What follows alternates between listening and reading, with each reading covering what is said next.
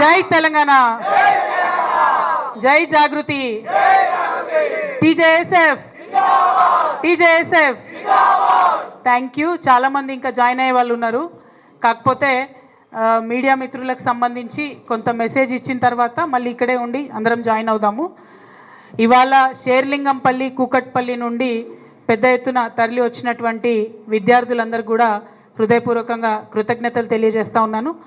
ఎందుకంటే తెలంగాణ జాగృతి అనే సంస్థ ముందు నుండి కూడా తెలంగాణ కాన్షియస్నెస్ని కాపాడడం కోసం, తెలంగాణ అస్తిత్వాన్ని కాపాడడం కోసం పనిచేస్తున్నటువంటి ఆర్గనైజేషన్.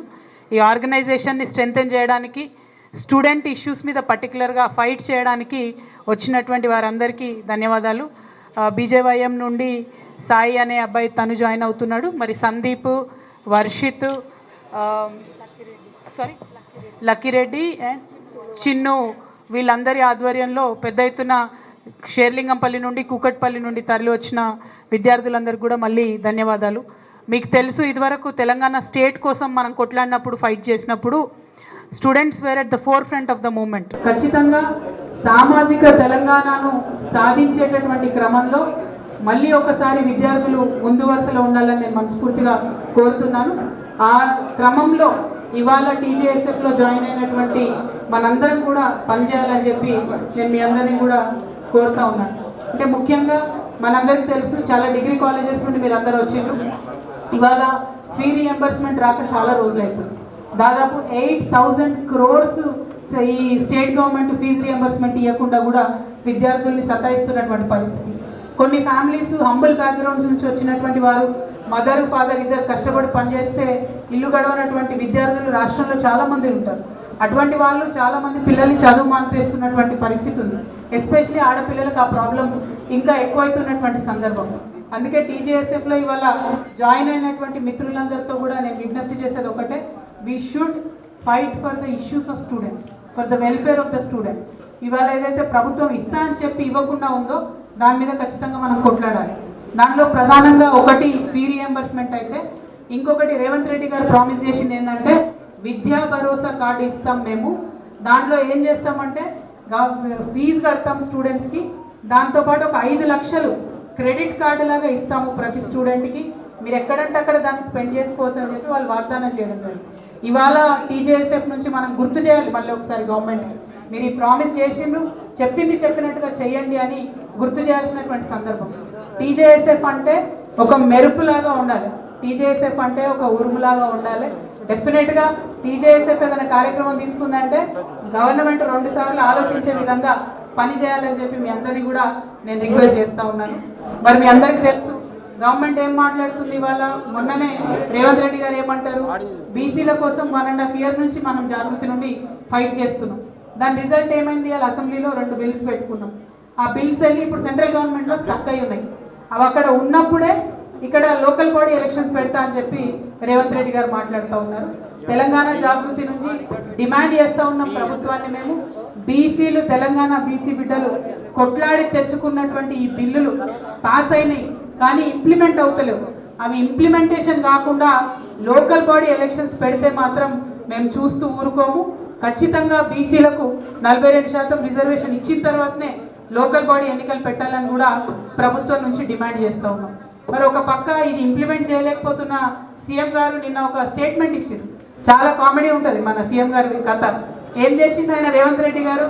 రేవంత్ రెడ్డి గారు అంటే వెళ్ళి కర్ణాటక చీఫ్ మినిస్టర్ సిద్ధరామయ్య గారికి, డీకే శివకుమార్ గారికి కాస్ట్ సెన్సెస్ ఎట్లా చేయాలో ఆయన నేర్పిస్తారంట.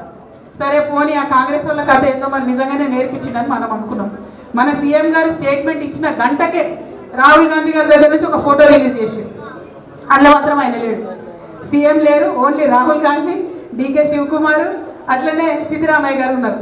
అంటే ఈయన అన్ని అబద్ధాలే చెప్తున్నాడు. అక్కడికి పోయినా అని చెప్తుండు కానీ వాళ్ళ పార్టీ వాళ్ళే కామెడీ చేసి ఆయన లేనటువంటి ఫోటోని రిలీజ్ చేసింది. పాపం రాహుల్ గాంధీ గారి దర్శనం లేక సీఎం గారికి చాలా ఇబ్బందిగా ఉన్నట్టున్నది. ఏది పడితే అది మాట్లాడుతున్నటువంటి పరిస్థితి మనం చూస్తున్నాం. కాబట్టి సీఎం గారిని మేము కోరేది ఒకటే, మీ దర్శనాలు ఆ సంగతి పక్కన పెట్టి పీపుల్ ఇష్యూస్ మీద మాత్రం మీరు ఇమీడియట్గా స్పందించండి. 8,000 rupees ఏదైతే ఫీ రీఎంబర్స్మెంట్ ఉందో అది 8,000 crores ఫీజు రీఎంబర్స్మెంట్ ఇమీడియట్గా రిలీజ్ చేయమని చెప్పి డిమాండ్ చేస్తున్నాం. ఇంకొక మాట, రేవంత్ రెడ్డి గారు మొన్న ఏదో బుక్ రిలీజ్ ఫంక్షన్ పోయింది. అక్కడ ఏం మాట్లాడుతున్నారు, మీరందరూ స్టూడెంట్సే, మీకు తెలుసు ఏం మాట్లాడుతున్నారు. నేను ఆర్ఎస్ఎస్ స్కూల్కి పోయినా, టీడీపీ కాలేజ్కి పోయినా, జాబ్ మాత్రం కాంగ్రెస్ దగ్గర చేస్తున్నా అని చెప్తున్నాడు ఆయన. కాకపోతే ఆ చేస్తున్న జాబ్లో కూడా కనీసం 36 మార్క్స్ కూడా వచ్చినట్టయితే నాకు అనిపిస్తలేదు. స్కూల్లో కూడా కాలేజ్లో కూడా పాస్ అయినట్టు అనిపిస్తలేదు. ఎందుకంటే ఆర్ఎస్ఎస్ స్కూల్లో ఏరి టీడీపీ కాలేజ్లోకి పోయి ఉద్యోగం కాంగ్రెస్లో వచ్చిందంటే అర్థం ఏంటి, ఎంత క్రెడిబిలిటీ లేనటువంటి వ్యక్తి అన్నది ఒకసారి ఆలోచన చేయాలి. ఇక అవన్నీ ఒకసారి పోన్లే అని పక్కన పెడితే, తెలంగాణ నుంచి కనీసం ఇప్పటికీ హాఫ్ సెంచరీ కొట్టిండ మన సీఎం సార్. దేనిలో హాఫ్ సెంచరీ కొట్టిందంటే ఢిల్లీకి ఫ్లైట్లో పోవడం. కనీసం తన మంత్రులను తను డిసైడ్ చేసుకోలేనటువంటి సీఎం గారు, మంత్రుల శాఖలను డిసైడ్ చేసుకున్నటువంటి సీఎం గారు, ఇంత బలహీనమైనటువంటి ముఖ్యమంత్రి ఉమ్మడి ఆంధ్రప్రదేశ్ చరిత్రలో ఎప్పుడు కూడా లేరు. ఆఖరి ముఖ్యమంత్రి కిరణ్ కుమార్ రెడ్డి గారు కూడా ఇంత బలహీనంగా లేకుండే. ఇవాళ 50 టైమ్స్ ఢిల్లీకి పోతున్నారంటే, ఏ చిన్న నిర్ణయానికైనా ఆయన ఢిల్లీకి పోతున్నాడంటే తెలంగాణ ఆత్మగౌరవాన్ని ఢిల్లీలో తాకట్టు పెట్టినట్టుగానే మేము భావిస్తూ ఉన్నాం.